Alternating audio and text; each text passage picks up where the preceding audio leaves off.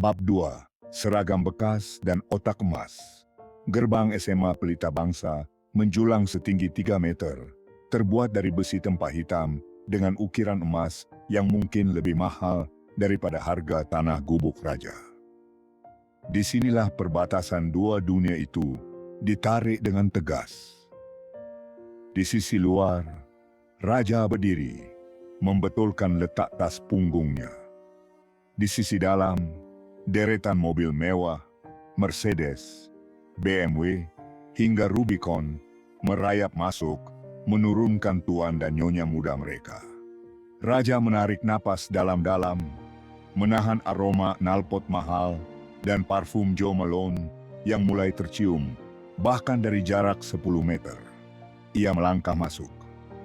KTP, cegat Satpam sekolah Pak Asep, meski ia sudah melihat Raja setiap hari selama 2 tahun. Raja tidak membantah. Ia mengeluarkan kartu pelajarnya yang lecek. Pak Asep memandangnya sekilas, lalu melirik sepatu Raja yang solnya direkatkan lem Aibon. Tatapan itu berbicara banyak. "Kamu nggak pantas di sini. Silakan," kata Pak Asep dingin, tanpa senyum. Raja mengangguk sopan dan berjalan melewati pos Satpam. Begitu kakinya memijak lantai marmer koridor utama, ia tahu mode pertahanan dirinya harus aktif. Di sini, di SMA Pelita Bangsa, Raja adalah noda.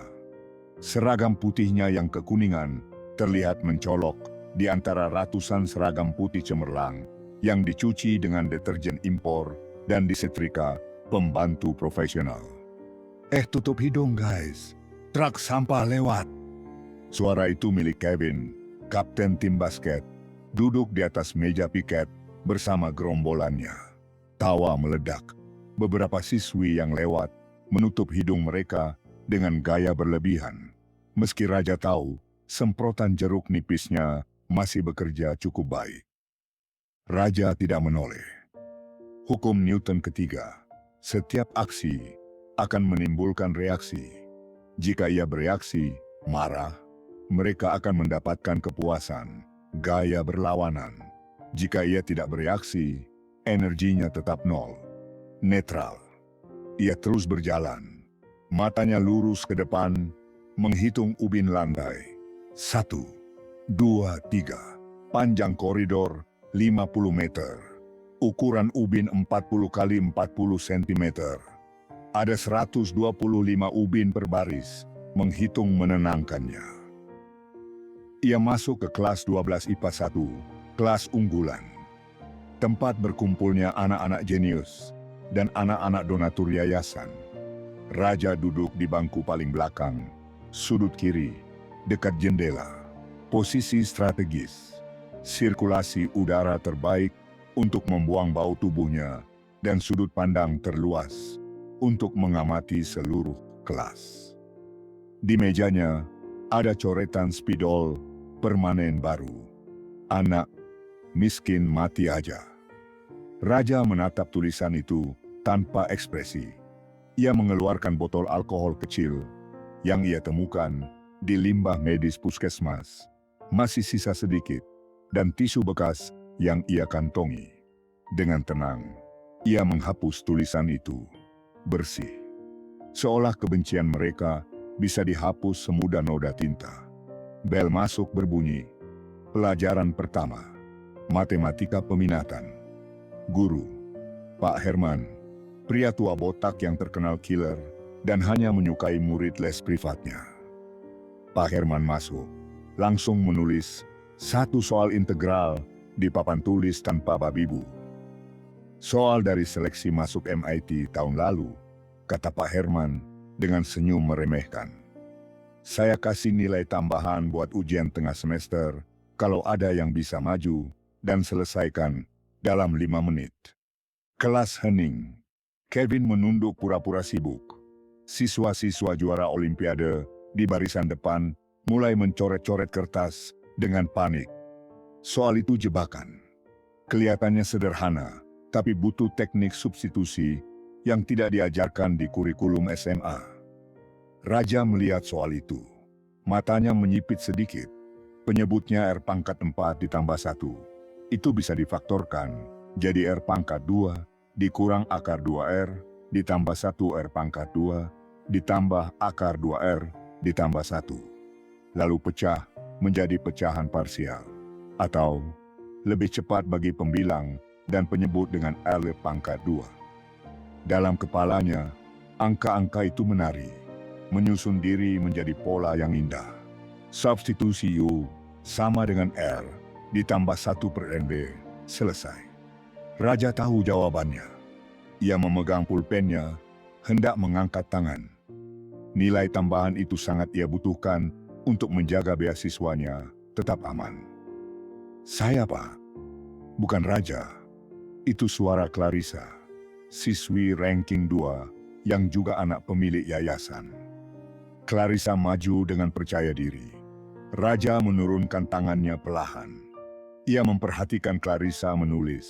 Langkah pertama benar, langkah kedua salah.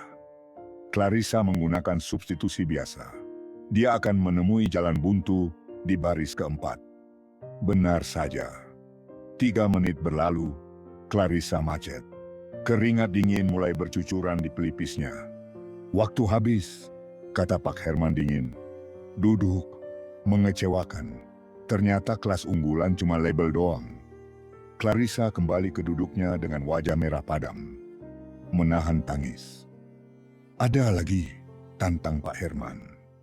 Matanya menyapu kelas. Tatapannya berhenti sejenak di bangku belakang, pada Raja. Raja balas menatap. Ada detik hening yang panjang. Raja tahu, jika ia maju, ia akan mempermalukan Clarissa dan membuat Kevin makin membencinya. Variabel risiko terlalu tinggi pikirnya. Tidak ada, dasar generasi tempe, cibir Pak Herman. Catat soal ini buat PR, besok harus ada jawabannya. Bel istirahat berbunyi 1 jam kemudian. Seperti biasa, Raja tidak ke kantin. Kantin adalah tempat di mana uang berbicara dan dompet Raja bisu. Ia tetap di kelas, mengeluarkan bekalnya. 2 potong singkong rebus yang dibungkus plastik bening. Kelas kosong. Hanya ada dia dan debu kapur yang beterbangan. Raja menatap papan tulis. Soal itu masih di sana, mengejeknya. Rasa gatal di otaknya tak tertahankan. Ia benci melihat persamaan matematika yang belum tuntas. Rasanya seperti melihat kalimat yang diakhiri tanpa tanda titik. Ia menoleh ke pintu. Sepi. Raja berdiri, berjalan cepat ke depan kelas. Ia mengambil kapur tulis sisa. Tangannya bergerak cepat, seolah dikendalikan oleh kekuatan lain. Bagi dengan substitusi variabel. Integralkan bentuk logaritma natural. Rasionalkan penyebut. Tak. Bunyi kapur beradu dengan papan tulis menggema di ruang kosong itu. Dalam 30 detik, jawaban itu terpampang rapi, elegan, indah. Raja mundur selangkah, mengagumi karyanya. Ada kepuasan yang meletup di dadanya, perasaan yang tidak bisa dibeli dengan uang jajan Kevin atau tas mewah Clarissa.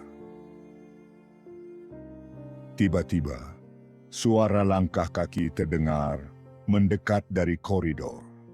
Raja tersentak. Ia panik. Ia menyambar penghapus papan tulis. Baru setengah, ia menghapus jawabannya. Menyisakan bagian akhir dan hasil akhirnya. Pintu kelas terbuka. Pak Herman masuk kembali karena ketinggalan kacamata. Diikuti oleh seorang gadis yang belum pernah Raja lihat sebelumnya.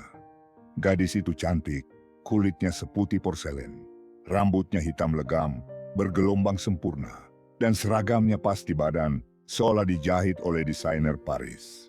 Ia memancarkan aura mahal yang mengintimidasi. Rani. Mata Pak Herman melebar, melihat papan tulis. Mulutnya terbuka sedikit. Dia bukan melihat Raja yang memegang penghapus. Dia melihat sisa jawaban di papan. Siapa? Pak Herman membetulkan kacamatanya yang baru ia ambil di meja. Siapa yang menulis ini? Raja membeku di samping papan tulis. Tangan masih memegang penghapus penuh debu kapur. Debu itu kini mengotori seragam kuningnya, membuatnya tampak makin kusam di sebelah Rani yang berkilauan. Rani menatap papan tulis, lalu menatap Raja dengan pandangan menilai. Tatapan yang sama, seperti saat orang melihat lukisan abstrak, bingung, tapi sadar ada sesuatu di sana. "Kamu?" tanya Pak Herman pada Raja. Nadanya skeptis. "Kamu yang nulis?" Raja menelan ludah. Saya cuma mau menghapus papan, Pak. Tadi sudah ada tulisannya." Ia berbohong. Low profile adalah kunci bertahan hidup. Menjadi jenius secara terbuka di sekolah ini sama saja melukis target di punggungnya. Pak Herman mendengus. "Ya jelaslah, mana mungkin kamu? Pasti si David dari kelas sebelah iseng masuk sini." Pak Herman menoleh pada Rani. "Nah, Rani, ini kelas barumu. Silakan cari tempat duduk." Raja buru-buru kembali ke bangku belakang, menundukkan kepala. Jantungnya berdegup kencang, bukan karena takut, tapi karena adrenalin. Rani berjalan anggun, melewati barisan meja. Wangi mawar segar menguar saat ia lewat. Ia berhenti sejenak di samping meja Raja. "Kamu pembohong yang buruk," bisik Rani, sangat pelan, tanpa menoleh. Mata Raja membelalak. Gadis itu, dia tahu. Rani terus berjalan dan duduk di bangku kosong paling depan, tepat di tempat Clarissa biasa duduk. Raja menatap punggung gadis itu. Untuk pertama kalinya, variabel tak terduga masuk ke dalam persamaan hidupnya.